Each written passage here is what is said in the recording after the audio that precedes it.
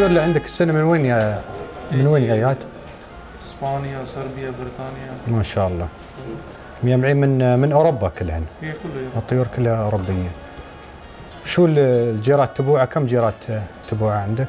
جيرتي في مال 8 ألف 10,000 12,000. ما شاء الله. فالحين جايين مثلا ندور جيرات تبوعه حق الناس اللي توهم بادين في الصقاره، يكون طير سهل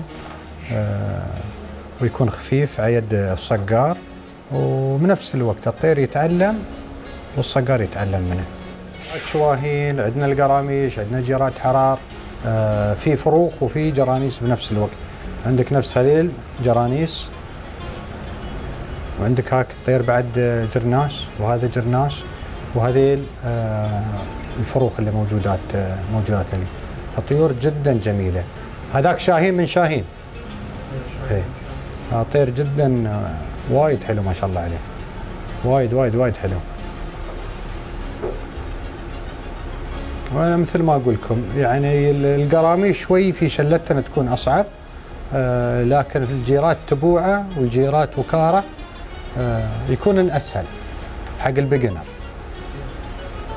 صغير هي يكون الطير صغير، يكون الطير. هذا مثلا شاهين من شاهين ربي، يعني جاي من المزرعه، تشوفونه كيف ملزق. الطيور عاده يوميا يعني من الخارج ولا في بوكسات يلزقون امواسن ويلزقون الذيل عشان ما يتكسرن في الصندوق. وريشه الشاهين جدا حساسه، يعني عكس الحر، على ادنات شيء تنكسر ولا تتلم الريشه.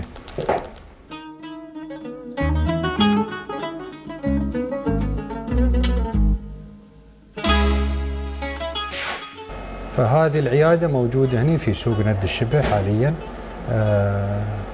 الشباب يوم ياخذون طيورهم ولا يتفقون على السعر، اتفاقية تكون على الفحص. فهذا هو الفحص اللي هو فحص الرداد. يتخبق الطير من صوبين ويشوفون إذا فيه رداد ولا لا. إذا فيه رداد ما يتم البيع، وإذا الطير يجي خالي من الرداد يكملون صفقة المبيعات. هذه الخياطة. الخيط طبعا يتم في هذا other side.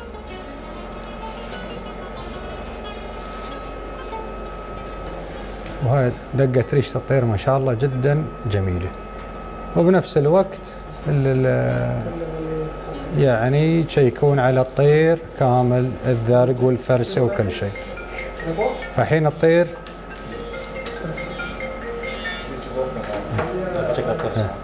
الحين بيشيكون على فرسة الطير بالمنظار. الطير طبعا مخدر حينه، ويحطونه في الفرسة، وتقدرون تشوفون في الشاشة اللي فوق نظافة الفرسة. وهم يشيكون الحين على الفطريات، ولا مثل ما يسمونها القرحة. In English it's called trichomonas. trichomonas. أيوة. فهم يشيكون على الفرسة والأشياء هذه. This one has little فطريات. وشوية فطريات ما يأثر في الطير. حبة ولا حبتين خلال يوم يومين ويكون صاحي. الحين يتبرقع الطير. هذا تطعيم الطير حاليا. التطعيم عادة يكون تحت اليلد في الطيور، تحت الرقبة ولا تحت اليلد، ويحطون التطعيم في الطير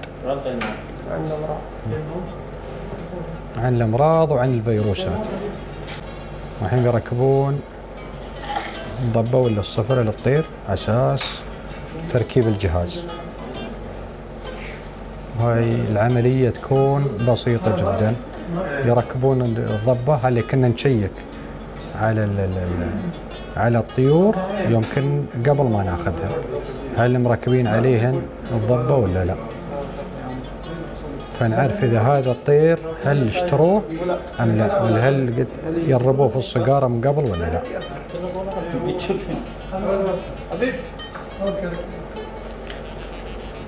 والحين بيركبونه. البنج ما يطول كثير في الطير، وعادة تيك ريشتين اللي يسمونهن عوامد الطير. تختار عامد من الطير وتحط الجهاز. يحطون عليه سوبر جلو، يرصون عليها بكر خاص. وفي ناس يحطون البيبي باودر بعد على اساس انه ما يلزق الريش يوم يركبونه بالطريقة هذه. وتم تركيب الصفرة، وجهاز الطير يركب في هذه. يعني هذه الصفرة الحين ما تنزل من الطير لين السنة الجاية، يوم يبدل ريشه تبدل له الصفرة مرة ثانية.